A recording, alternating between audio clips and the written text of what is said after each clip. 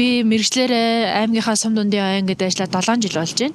За манай сум дундын ангид мод үржүүлгийн газрыг үйл ажиллагааг төлхөө эрхэлж ажилладаг. За орон нутгийн хөрсөн дасан тогтсон улаас хайлаас сухай заг гэх мэт одоо 13 нэр төрлийн тарьцуулгацыг бойжуулан аж ахуй нэгж албан байгууллага сумд хөрс зэрэгэлдээ аймагуудад нийлүүлж ажиллаж байна.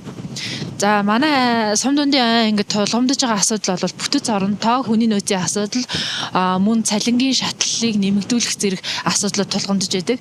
Ер нь бол улсын хэмжээнд ангуудад тулгамдж байгаа нийтлэг асуудлуудын нэг байхаа гэж би бодож байна. Одоо айн тухай хууль шинжилэн баталгатай холбоотойгоор бол өмнө нь би нэг айн тухай хуулийн танилцуулгатай танилцаад одоо нөгөө говийн бүс рүү чиглэсэн арга хэмжээ төсөлбөрүүд бол дутуу юм шиг санагдсан.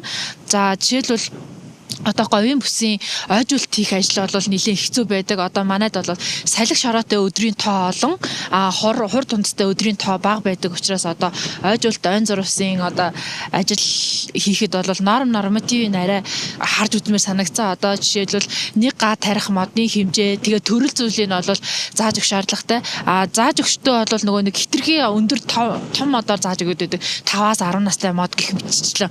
Ерөнхийдөө бол яг ойжуулалт ойн зурвас царж байгаа модыг бол ерөнхийдөө 2-4 настай модоор царж суулгацаар сонгож хийвэл зүгээр санагддаг. Төв суурин газраа бараадуулж ойн зурвасаа хийж байгаа шүү дээ. Манай говийн бүст бол усаан бодоод тий. Тэгэж яхад бол одоо нийт эзэмшлийн талбайруу мал ихээр ордог. Тэгэхээр одоо тэр малыг одоо гадагшлуулах альсвал тэр нь ноогдох одоо торгуулийн хэмжээг нэмэгдүүлэх журмыг боловсруулж оруулах юм уу? Тиймэрхүү санааг оруулах зүгээр санагдсан. Ангийн төсөв бол яг орон нутгаасаа явдаг. Тарьцуулгач борлуулж ээжээс нэмэлт орлоготой болдог. Тэгтэл тарьцуулгацын борлуулалт одоо нөгөө хувийн компаниуд их орж ирж одоо уул уурхайн компаниуд нийгмийн хариуцлагын хүрээнд одоо орон нутагт ихээр мод таньдуулж байна. Тэгэнгუთ нөгөө хангай газраас ирсэн модны ургалт бол жоохон огт ургадгүй бол биш л дээ. Яг ургалт нь бол жоохон тааруу байдаг. Говийн мод үржүүлгийн газрыг дэмжиж яг орон нутгийн хөрсөн дасан зогсон тарьцуулгацыг бойжуулах тал дээр илүү анхааруул зүгээр санагдаж байгаа.